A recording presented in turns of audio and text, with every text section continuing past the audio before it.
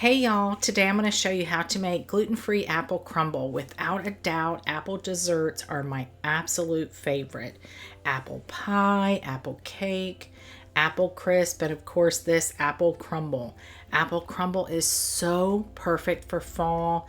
The warm cinnamony apples are just so inviting, and then that crumbly crunchy topping is like the yin to the soft apple's yang, and a big old scoop of vanilla ice cream on top, and it is irresistible. So let's get into it and I'll show you how to make it. This is so easy, y'all. You just won't believe it. I'll start with the crumble topping, and I'm actually going to do this in my smaller mixer bowl here, but you can make it in a regular bowl with a pastry blender with 2 forks or even your hands. I'm adding 1 cup or 140 grams of my gluten-free all-purpose flour blend to the bowl, as well as a teaspoon of baking powder and a 1/4 teaspoon of salt. And then this is a 1/2 cup or 100 grams of light brown sugar, and then a 1/2 cup or 113 grams of butter that's been cut into cubes and is cold. If your KitchenAid has a pastry cutter blade like this one, use it. Otherwise, you can just use the regular blade that came with your mixer. When I recently replaced my KitchenAid, this cool blade came with it, and it's really useful for stuff like this. I've used it several times and I love it.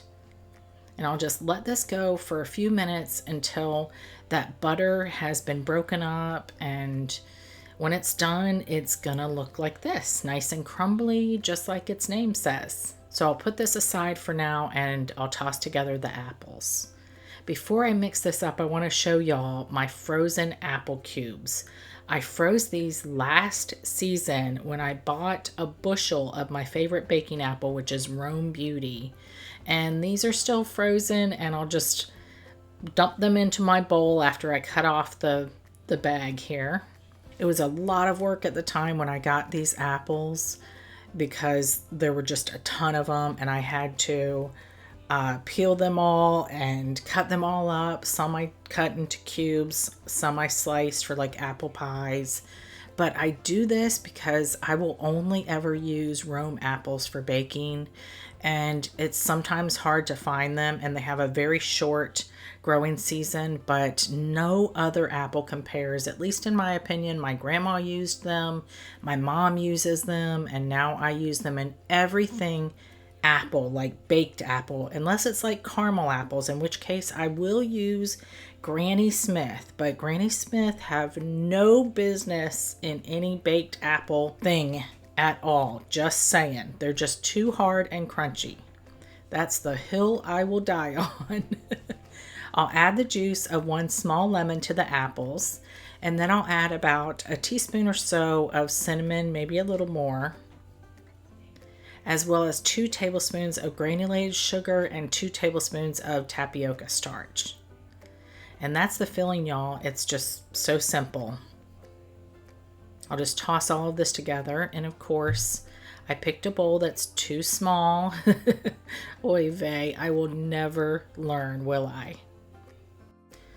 I'll dump the apples into my baking dish here. I think this one is like 7 by 11 or something like that, but you can use a 9 by 13 or anything that you have that's at least a couple of inches deep. And then I'll just take the crumbles, and I kind of like to squeeze some of it in my hands to get like larger chunks to break off, and then I'll just leave some as smaller little pieces.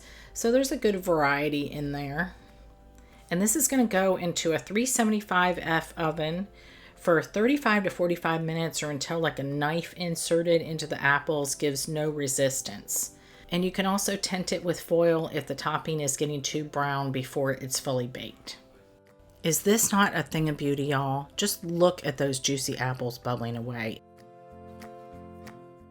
I'd let it cool slightly, but it's still really warm because you know crumbles and crisps are best served warm, especially with a big old scoop of vanilla ice cream. Like I said, apple desserts are my favorite, and this one is no exception. It's so comforting and warm. Those apples are perfectly cooked with not a crunchy apple in sight, thanks to Rome Beauty apples. And the crumbly topping is the perfect partner to those juicy soft apples.